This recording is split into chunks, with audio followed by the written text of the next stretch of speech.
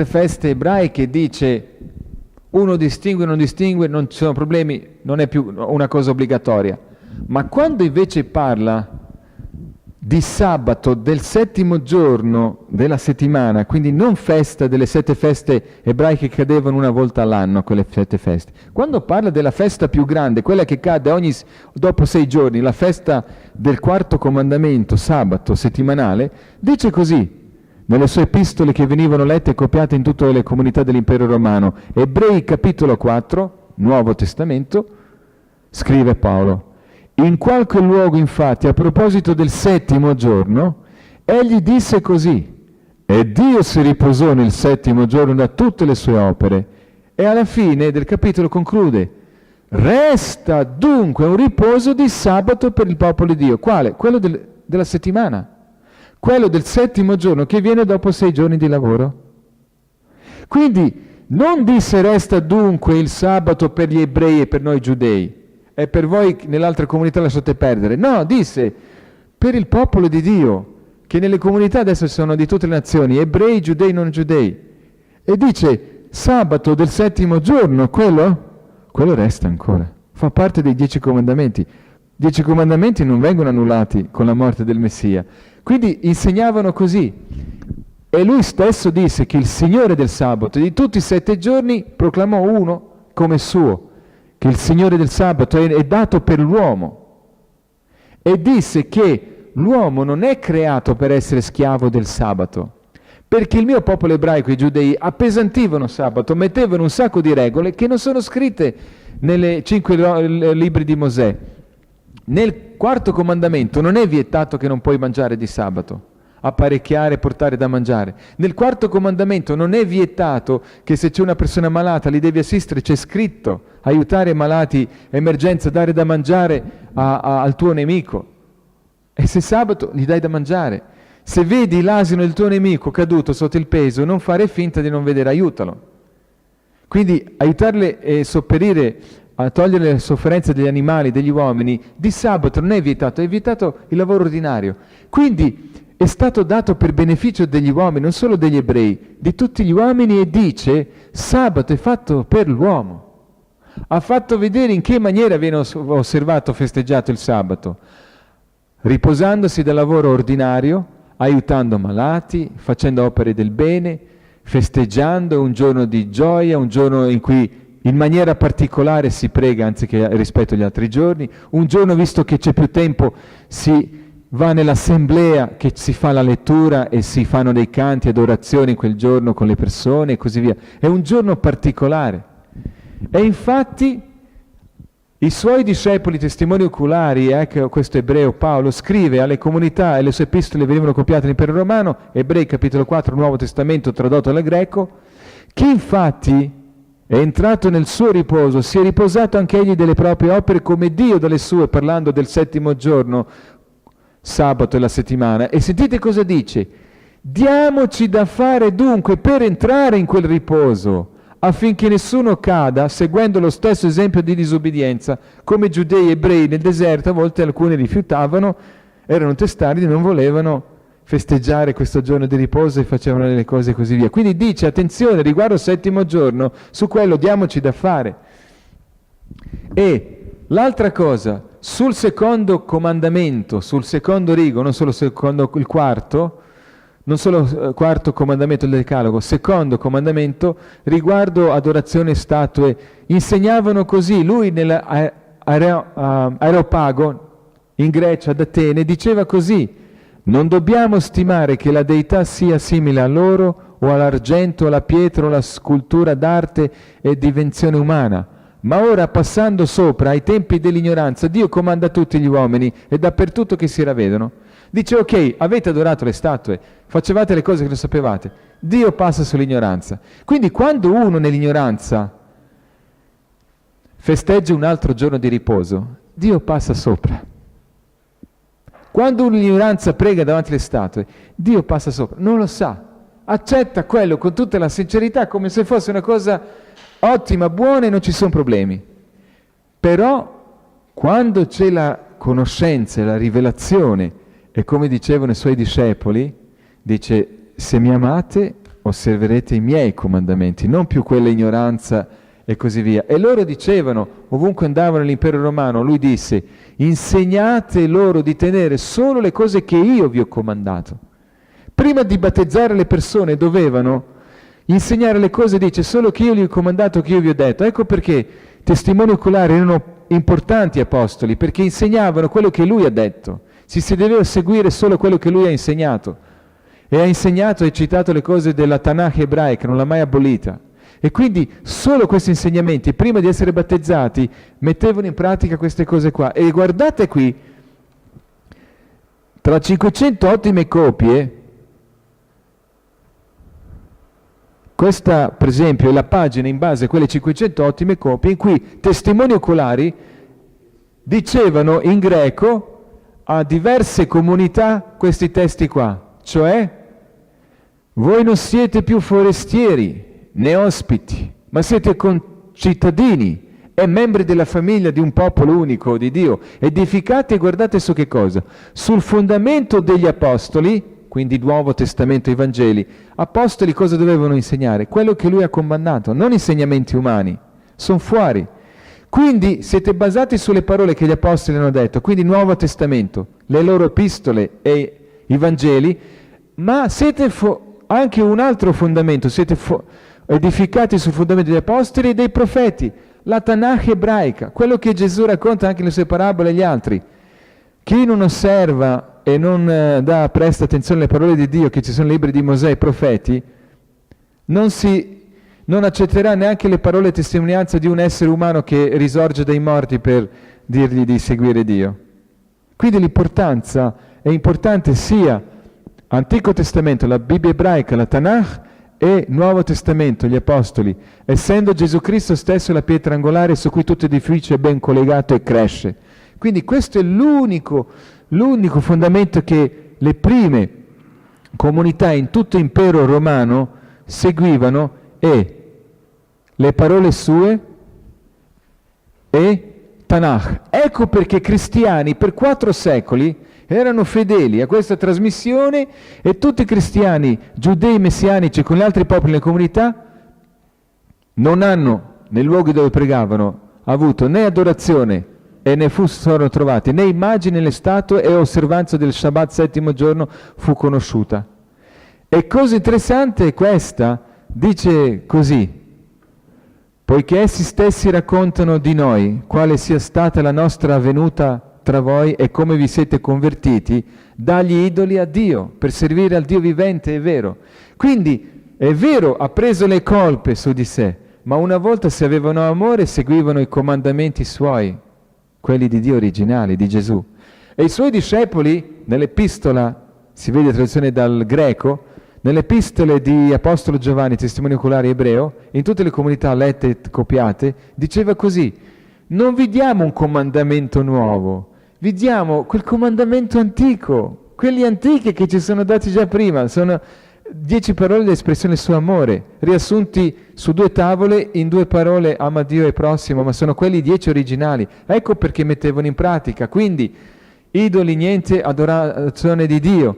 E così i suoi testimoni e lui riferivano. Per esempio, Gesù nel deserto viene tentato di adorare, di prostrarsi, solo un secondo momento davanti al nemico per prendere e vincere il nemico e prendere tutto il mondo a salvarlo. E questa è una trappola, e dice: vattene Satana, poiché sta scritto, adori il Signore Dio tuo e servi a Lui solo. Quindi il culto, preghiera, prostrazione, adorazione viene solo fatta all'Eterno. E questo per diversi secoli hanno conservato i suoi discepoli. E sentite cosa scrivevano: l'amore non fa alcun male al prossimo, l'adempimento dunque la legge è amore. Quindi se hai amore, dice, questi comandamenti, non commettere adulterio, non dire falsa testimonianza e qualche altro comandamento che ci sono, si realizzano, vanno messi in pratica. Quindi mettevano in pratica. Infatti non soltanto che erano citati nella Tanakh ebraica, li citavano tutti i 10 in varie parti delle epistole, anche loro: onora tuo padre e tua madre, questo è il primo comandamento con promessa. Nel Marco: tu conosci i comandamenti. Quando giovane ricco chiede a Gesù Quali comandamenti? E Gesù cita quelli di Mosè 10, e elenca, e così via. Quindi c'è importanza dei comandamenti, però, sentite qui, non è giustificato l'uomo perché mette in pratica i comandamenti. Non è che si deve inorgogliere e dire adesso sto facendo i comandamenti, non rubo, non uccido, non faccio le cose, adesso le mie colpe del passato sono tolte da questi miei sforzi personali. No. Galati, epistola che i suoi testimoni oculari scrivevano e venivano lette in tutte le comunità dell'impero romano, sapendo che l'uomo non è giustificato per le opere della legge, ma per mezzo della fede in Messia Gesù. Abbiamo creduto anche noi in Messia Gesù affinché fossimo giustificati mediante la fede in Cristo e non mediante le opere della legge, poiché nessuna carne sarà giustificata per mezzo della legge. No, non si può diventare giusto facendo 10 comandamenti per togliere le colpe del passato presente. Dice no, basta quello che lui ha fatto. Le colpe che lui ha preso su di noi, nostre su di lui, la sua giustizia a chi si rivolge a lui viene data e viene giustificato così, senza sforzo, senza produrre qualcosa incredibile, ma è la notizia più bella. Però ciò nonostante dicevano questo non significa che i 10 comandamenti sono non più validi e si possono infrangere, perché tanto si diventa giusti, basta credere. No, annulliamo noi dunque la legge mediante la fede? Romani capitolo 3, epistole che leggevano anche altri. Così non sia, anzi stabiliamo la legge. 10 comandamenti vengono ancora più stabiliti quando si ha fede in Lui e Lui adopera dentro di noi. E infatti citavano tutti gli altri 10 comandamenti in varie epistole. Chi rubava non rubi più. Riguardo settimo giorno, questo e così via. Ed è interessante vedere che il sabato settimo giorno viene indicato come giorno di festa, giorno di riposo, giorno di gioia, giorno di delizia. Chi non ama le feste? Immaginate ogni 6 giorni una festa, nel giorno suo speciale a ricordare 3 cose bellissime, che ci ha fatto nel grembo della madre, che ha creato tutto in 6 giorni, che è Lui che ci cambia se ci abbandoniamo ogni giorno a Lui a diventare diversi e ci giustifica, che è Lui che ci ricorda che può togliere il suo popolo da un impero come Egitto e liberare da qualsiasi schiavitù. È una cosa bellissima. E riguardo il sabato, per ricordare che ha creato Lui, è bello. Di giorno di sabato, oltre a pregare insieme, leggere e ricordarsi, uscire in mezzo alla natura, ricordarsi che tutto quello che si vede è stato fatto in soli 6 giorni. E cosa bellissima, ci sono le cliniche come qua, che hanno deciso di non lavorare di sabato, cioè di festeggiare sabato, settimo giorno. Come? Fanno solo le cose necessarie, il pronto soccorso, interventi chirurgici necessari e medici, chirurghi, infermieri praticamente fanno a turno per avere il giorno sabato libero. E questo uomo che qui vedete, il dottor Gianfranco Rossi, è un uomo molto mansueto e ho avuto l'occasione di conoscerlo, è molto particolare perché ha fatto una grande lotta nel mondo per la libertà di pensiero e di coscienza e in particolare anche qui in Italia. E di che cosa si tratta? Adesso vi racconterò. Guardate qui. Anche se abbiamo un'ottima Costituzione italiana che non vuole discriminare le persone, spesso se uno nel passato diceva datemi il sabato libero, io vorrei avere l'originale settimo giorno, venivi discriminato, non ti davano ascolto, non ti davano retta, perché qui siamo in questa maniera abituati. Invece la Costituzione non vuole discriminazione, quindi si è battuto durante lunghi anni e anche decenni in diverse parti del mondo, ha incontrato ministri di diverse parti di capi dello Stato e presso le Nazioni Unite e finalmente questo giorno, che era nel 1986, 29 dicembre, c'è stata la firma e la pronuncia del discorso in occasione della firma della cerimonia in cui Bettino Craxi, Presidente del Consiglio, si è fatta finalmente la legge che che in base alla Costituzione dava la facoltà a chiunque volessi di avere il sabato, giorno di riposo, se volevo come settimo giorno per coscienza, motivi di fede, libero. E a causa di questo anche hanno avuto beneficio non soltanto ebrei in seguito, anche non gli ebrei. Se fanno una richiesta del genere possono avere questa legge qui. Qui con altro presidente del Consiglio, Giulio Andreotti e così via. Qui invece quando è stato accettato, ricevuto dal segretario generale dell'ONU, Javier Perez, dopo il riconoscimento dello statuto consultivo speciale presso le Nazioni Unite all'Associazione Internazionale per la Difesa della Libertà Religiosa da lui diretta nel 1987. Quindi a livello mondiale ha intrapreso per diversi stati, in vari livelli praticamente nazionali diversi, questa lotta per la libertà di pensiero, di coscienza, di non essere discriminati, se si è diversi, si ha una fede diversa e così via. E quindi in seguito a queste cose qui, la cosa che è stata molto bella, praticamente è nata, ecco qui presso le Nazioni Unite, in Svizzera, è nata la possibilità di avere il giorno di riposo libero. E la legge italiana, guardate qui, per esempio, che è stata fatta, Gazzetta Ufficiale della Repubblica Italiana, Ministro dell'Interno,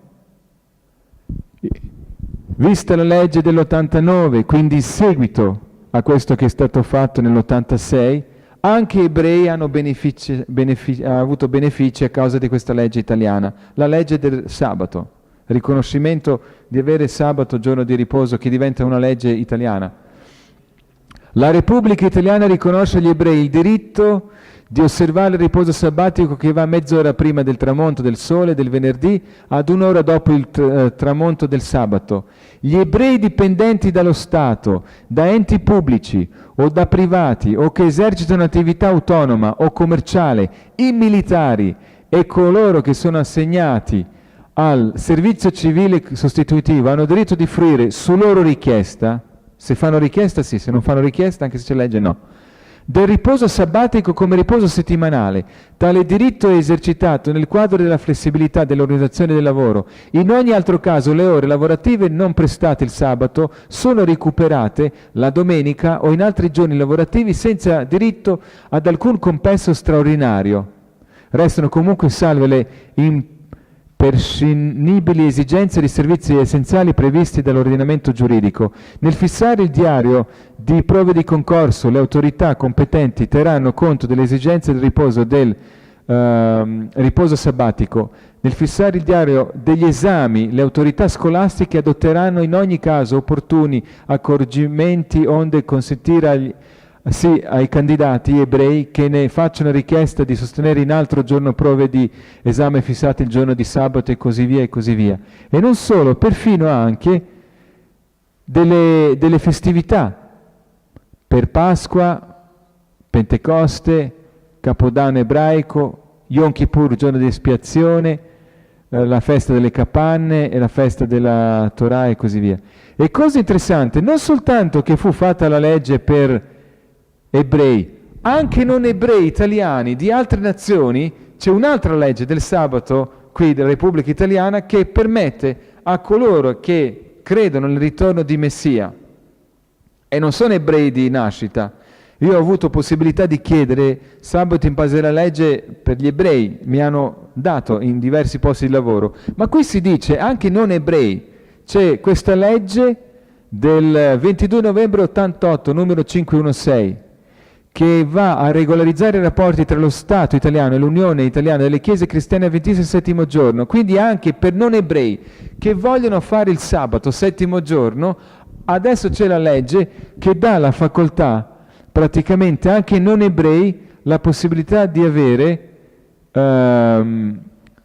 il giorno di riposo. La presente legge munita del sigillo dello Stato sarà inserita nella raccolta ufficiale degli atti normativi della Repubblica Italiana. È fatto obbligo a chiunque spetti di osservarla e di farla osservare come legge dello Stato. 22 novembre 88, Cossiga e così via. E infatti, guardate qui, la Repubblica Italiana riconosce agli appartenenti alle chiese cristiane avventiste il diritto, quindi anche non ebrei, chiunque vuole per coscienza osservare sabato, il diritto di osservare il riposo sabbatico biblico che va dal tramonto del sole del venerdì al tramonto del sabato.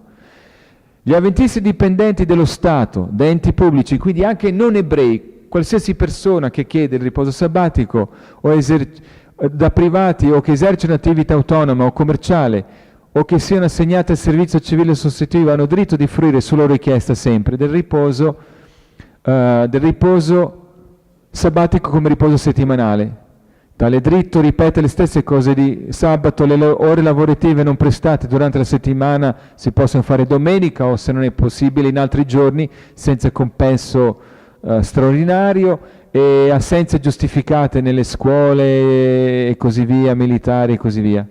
Quindi la cosa è fantastica, questa cosa qui, che grazie a questo chiunque possa osservare e avere la possibilità di avere giorno di riposo sabbatico. E riguardo il sabato, sentite qui, di solito uno si chiede perché così tante chiese, così tante religiose nella cristianità o tra i cattolici, evangelici, vi ricordate, scissione della Chiesa cattolica, diventarono ortodossi, cattolici ortodossi o romani e così via.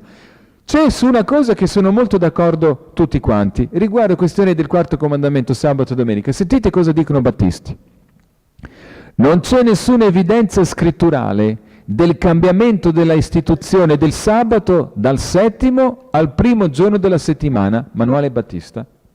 Cattolici, potete leggere la Bibbia dalla Genesi, quindi dalla Tanakh, Bibbia ebraica, Antico Testamento, all'Apocalisse, e non vi troverete neppure un rigo che autorizzi la santificazione della domenica.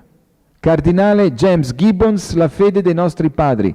Chiesa cristiana, non c'è in nessuna parte della Bibbia un qualunque indizio di tale cambiamento, osservanza del primo giorno. Chiesa di Cristo, io non credo che il giorno del Signore fu cambiato dal settimo al primo giorno. Alexander Campbell, Washington Reporter, 8 ottobre 1821. Episcopali, vi è un qualsiasi ordine nel Nuovo Testamento di cambiare il giorno di riposo settimanale del sabato alla domenica? Nessuno. Manuale di dottrina cristiana. Metodisti, prendete la questione della domenica, non c'è nessun passo biblico che dica ai cristiani di osservare quel giorno. Harris Frank, Rall Christian Advocate, 2 luglio 1942. Metodisti, luterani, l'osservanza del giorno del Signore, domenica, non è fondata su nessun ordine di Dio, Confessione di fede di Asburgo. Presbiteriani, il sabato cristiano domenica non è nelle scritture. Infatti abbiamo visto la volta scorsa che è stato detto nella pagina 50 del Catechismo delle dottrine cattoliche di Peter German, leggiamo qual è il giorno di riposo. Il giorno di riposo è sabato, settimo giorno è sabato. Perché non osserviamo allora la domenica e non il sabato? Non perché Gesù, la Bibbia c'è scritto che è cambiato, che bisogna, no, dicono loro stessi, no, è una cosa fuori che è venuta dopo, che lo Stato papale aveva deciso che andasse in questa direzione. E riguardo sabato la cosa molto bella e interessante, è possibile con questa legge in qualsiasi campo di lavoro richiedere sabato libero. Tra queste modelle che vedete qui, una modella osserva sabato.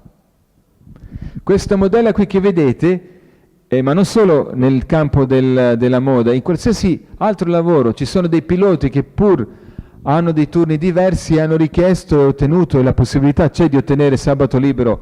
Anche nell'agricoltura è possibile, come si dice nei libri della Tanakh, se è sabato non andare a raccogliere, aspetta, non perderai, sarai benedetto. Se c'è la semina, non seminare il giorno di sabato, sospendi, avrai di più che meno, sarai più benedetto. E in vari campi praticamente, io ho lavorato in diversi campi lavorativi, ho cambiato molti lavori e vi devo dire che ho potuto, grazie a questa legge, sia per gli ebrei e non ebrei, su richiesta fare la firma, ottenere senza problemi il sabato libero. E non solo, in qualsiasi lavoro dove magari si sono lamentati, hanno detto qui abbiamo bisogno di sabato o magari il contratto scadeva, dove ero andato dopo, se era per via di sabato, guadagnavo di più, ero più felice e ottenevo sabato libero. Si chiudeva una porta e si apriva un portone. Sempre così. E non solo, ci sono alcuni lavori in cui ho lavorato e mi dicevano, non riusciamo a capire il segreto. Che cosa stai facendo? C'hai un giorno meno della settimana di lavoro e riesci ad avere più risultati o risultati che tante persone, diverse persone dell'agenzia hanno tutti insieme, lavorando tutti i giorni, compreso sabato, e tu invece senza. È incredibile, ma è così. Io mi ricordo anche, ecco, per esempio la clinica che ho detto che festeggia sabato, è una tra le migliori cliniche, non solo negli Stati Uniti e in California, ma al mondo praticamente, conosciuta. Quindi osservano sabato, fanno le cose necessarie, cose d'urgenza, le operazioni necessarie d'urgenza, è una tra le più famose cliniche praticamente che esiste al mondo, la Loma Linda University Medical Center e così via. Quindi non si perde quando si fanno cambiamenti, poi loro puntano molto sull'alimentazione vegan, vegetariana e così via. Quindi è stata fatta una proposta di legge, Camera dei Deputati, è diventata la legge dello Stato, la facoltà di avere sabato libero. E io mi ricordo quando ho lavorato in certi campi di lavoro, avendo il sabato libero, datori di lavoro mi hanno detto, come quando ho lavorato con un oculista per 3-4 anni, mi ha detto, sta succedendo una cosa incredibile. Da quando ti ho assunto vedo che c'è una benedizione perché i miei affari iniziano a andare avanti in maniera incredibile. E disse, c'è una statistica, se sei bravo come medico, lavori, che aumenta piano piano e si sa come vanno le cose, ma da quando ti ho assunto c'è qualcosa di strano che è successo. E io gli ho letto una parte della Tanakh in cui c'era scritto che Labano disse a Giacobbe le stesse cose. Da quando sei venuto vedo che l'Eterno sta benedicendo tutti i miei affari perché sei anche tu qua, no? E io non lavoravo di sabato, staccavo venerdì e lui diceva ai pazienti, adesso Davide mi abbandona perché inizia tramonto tra poco. E loro chiedevano che c'entra tramonto, uno smette a lavorare. E allora mi dava la facoltà che potevo spiegare qual è il vero giorno di riposo, benedizione che c'è dal tramonto e così via.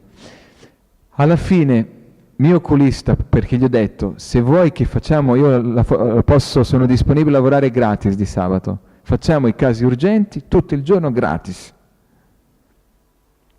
È rimasto sorpreso. Però casi ordinari che si possono fare altri giorni, io sabato preferisco avere il giorno di riposo.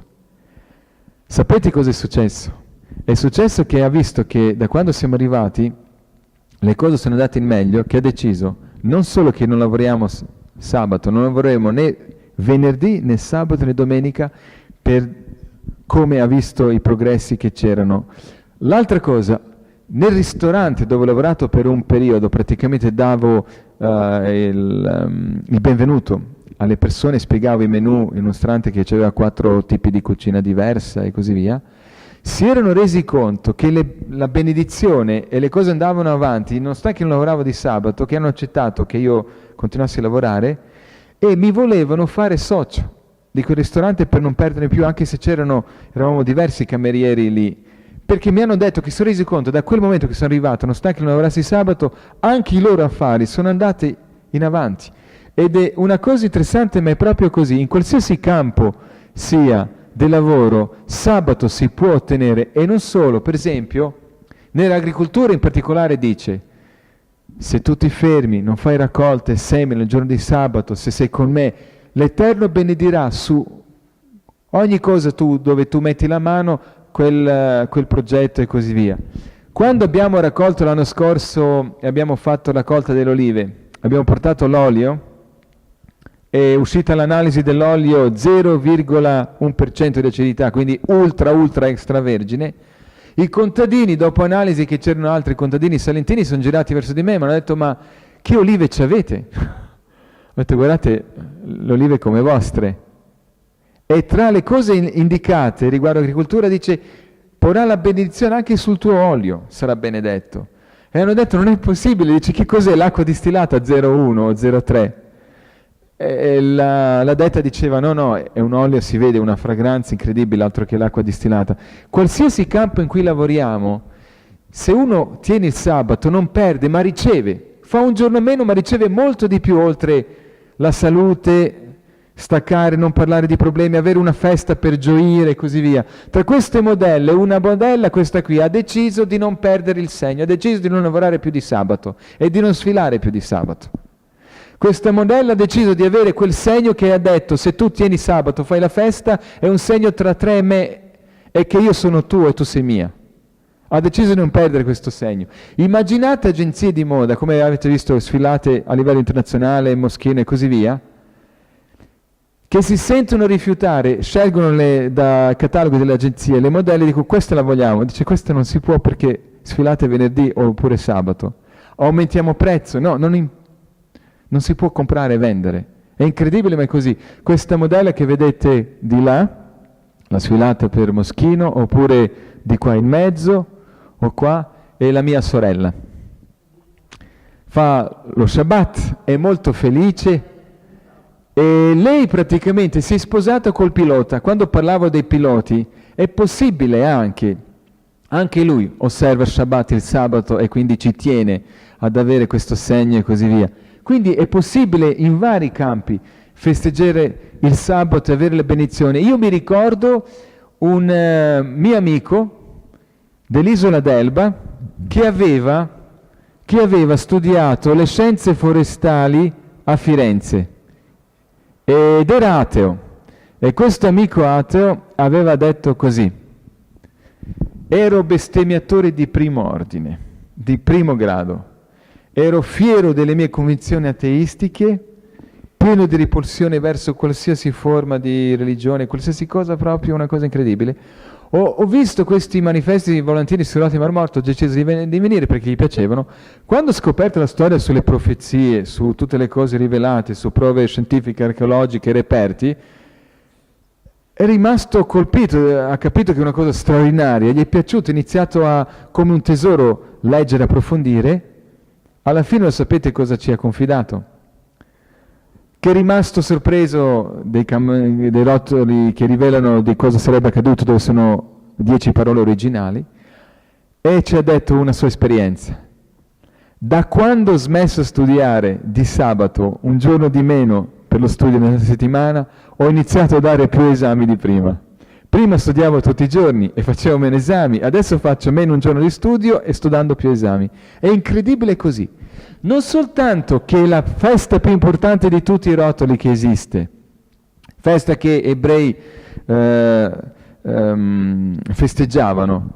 Devo dire una cosa importante questa. Il problema del popolo ebraico, dei giudei, ma anche degli abitanti di Qumran e dei farisei, che appesantivano quella festa. Aggiungevano le cose che non sono state mai chieste nel quarto comandamento né nei rotoli. Non c'era scritto nel quarto comandamento del giorno di sabato non fare più di 1000 passi. Non c'è. È un'invenzione umana. Non c'è. Mosè non ha mai ricevuto un comandamento leggendo l'Eterno. Non c'è scritto che nel giorno di sabato che se un uomo ha bisogno di aiuto lo devi lasciare e non aiutare. Queste cose, anzi nel rotolo di Mosè c'è scritto: tu aiuti il tuo nemico. L'asino del tuo nemico se cade aiutalo. Se il tuo nemico ha fame sabato dagli da mangiare, non lo farlo morire. Quindi quando era lui discuteva con loro non sul sabato osservare, mai qualcuno ha parlato della non osservanza, ma del modo di osservare. Disse: è legale nel giorno di sabato fare del bene. Loro accusavano: no, tu infrangi sabato perché guarisci, aiuti i malati, ti occupi di questo. I tuoi discepoli tiravano il grano per mangiare e sfamarsi, ma non è vietato sfamarsi un giorno di sabato. Quindi è una festa, le pietanze si preparavano prima, lavoro ordinario si mette da parte, ma tutto il resto rimane ed è bello ed è di grande beneficio, perché dice: la benedizione possa esserci su di te, sulla tua casa, è bello stare con i familiari, bello andare come quei tempi si faceva di sabato, si prega tutti i giorni, avere possibilità di pregare con altre persone, adorarlo il sabato, fare dei canti, come c'erano assemblee, come facevano nei primi 4 secoli i suoi discepoli, e poi uscire nella natura, andare a fare volontariato a chi è malato, aiutare poveri o malati e così via. Ci sono diverse cose che si possono fare, quindi è una festa, prendere per quello che è, la festa più grande di tutte le feste solenni che ci sono tra Rotoli e Mar Morto, oltre che dà beneficio per la salute, perché si stacca la spina e c'è anche riposo fisico, ma anche quello mentale, di non parlare dei problemi, di non pensare al lavoro, allo stress. Cosa bellissima è questa anche che è stata detta, che quando si fa con lui questa cosa qui, anche, dice sarai benedetto in ogni cosa su cui tu metti mano alla fine. C'è un giorno meno di lavoro, ma si produce di più, o viene, se non viene in quantità, viene meglio quello che viene, ed è bellissimo. Grazie per la vostra attenzione.